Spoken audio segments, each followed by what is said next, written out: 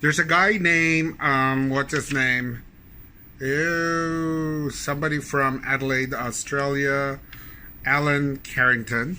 So Alan Carrington built this thing along with a bunch of people and across a couple of countries, because this has been translated into 25 languages.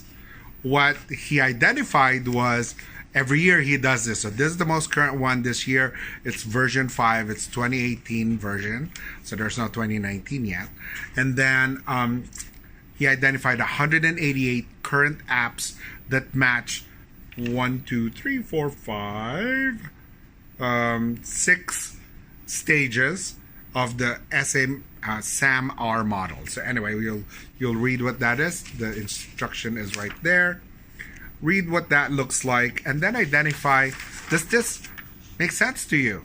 So if you look at the Bloom's taxonomy from your review a while ago, connected with actually writing learning objectives, and then learning objectives with a focus on the type of apps that make sense to deliver that learning objective.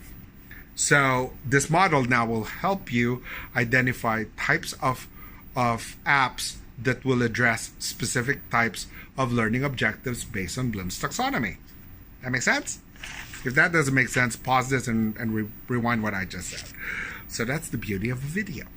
Okay, so look at each of these, those apps right there. Look at each one of those, and then between you and somebody next to you, or if you want triads, 3 of you, identify the types of students that you get at work, and then identify what kind of apps work with the students that you have based on the learning objectives that you normally would use for the typical classes that you have at work that are most popular.